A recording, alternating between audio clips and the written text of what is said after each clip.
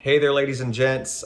Today I'd like to talk to you about something. Actually, this is probably the best way not to screw yourself whenever you've been hit by a drunk driver. And this is so important, I cannot stress enough. Do not ever do it. And if your attorney tells you to do it, you better make sure that you are limiting everything that you can to make sure that your attorney is only giving what is actually supposed to be given. So let me explain to you what I mean by that. I'm going to talk to you about medical authorizations. Medical authorizations are a pain in the ass. I'm going to say that right now because if you have been hit by a drunk driver and you have to sign off on a medical authorization, an insurance company will give you what's called a blanket medical authorization. What does that mean? A blanket medical authorization means that they can look back at your medical history in perpetuity. They can look at every single thing that has ever happened to you since you were born. If you sign a blanket medical authorization, they can go back as far as 25 years, 30 years, basically however old you are, that's how long they can look back. That's a problem. The reason why is because if you had a broken arm when you were 6 years old and now they're saying, oh, well, they're having pain in their arm, guess what? They're gonna say, oh, it's probably because of the broken arm they attained whenever they were 6 years old. That's the kind of stuff that you have to deal with. And that's the reason why you do not give them a blanket medical authorization. If you leave it open, it's unlimited. They have carte blanche to do whatever they want. Do not give them that power. So if you have an attorney,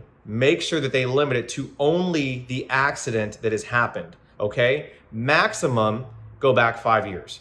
So just keep that in mind whenever this is happening. Make sure that you cover your ass, make sure that you know your rights, and that you do not give them anything more than that. If they say they need more than that, tell them that's not gonna happen. They are going to be forced to use whatever limited documents they have and work with that from there. So that being said, please never sign a blanket medical authorization.